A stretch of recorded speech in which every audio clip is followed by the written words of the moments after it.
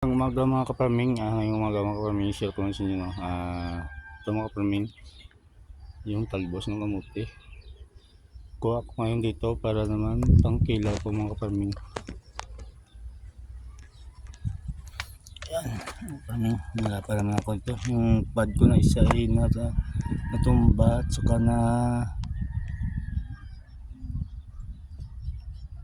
nabali yung isang mag-hold ng cellphone ko. Hirapan naman ako ito. Ito ngayon ay ipatong ko pa, kailangan pati patong ngayon sa bangko. Ito dahon at saka talbos yung kunin ko mga kaparming. Ano na ako mga kaparming na yun na links. Ito, kuha ko lang dyan sa tanim ko din. Alam niyo ba mga kaparming, ito ay galing ito sa tatlong puno mga kaparming, sa tatlong baging mga kaparming na nakuha ko doon sa nadaanan ko doon sa daan mga kaparming.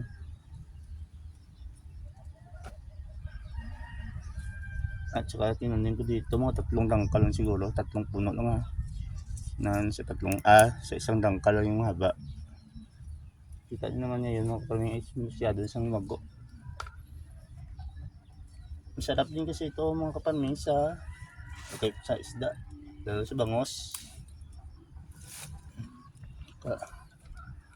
Ugasan ko lang ito maya, tapos imay-imayin yung dahon saka yung talbos ang kailangan ko. Meron plato ko ito, meron akong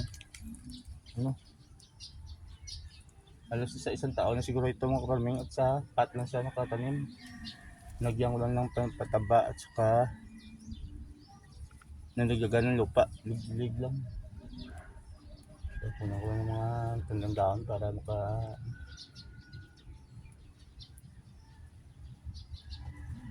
napokus sa pamunga.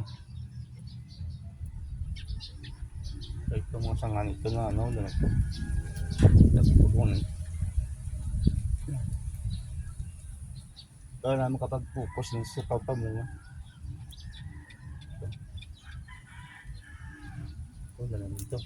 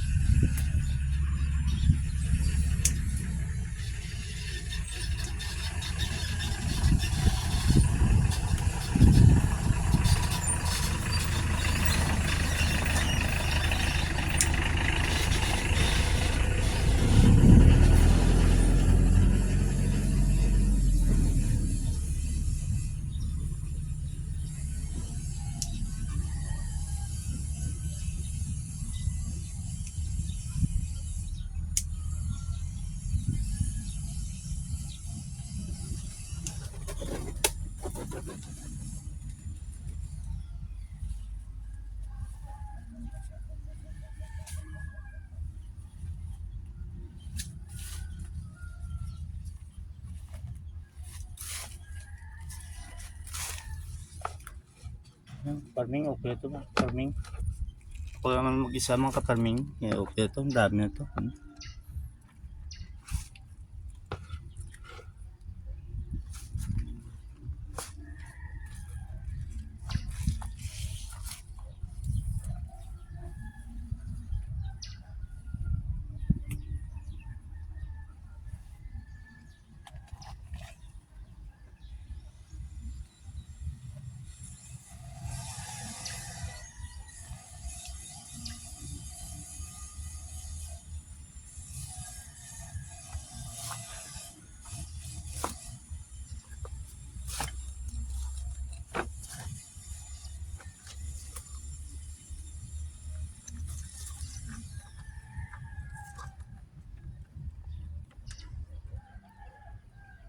Farming, okay na ako. Ang dami na yun.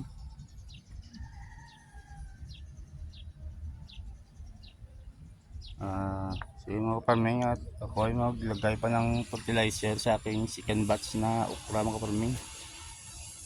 Pang 10 araw ngayon ang aking okra, anong pinunla ko siya.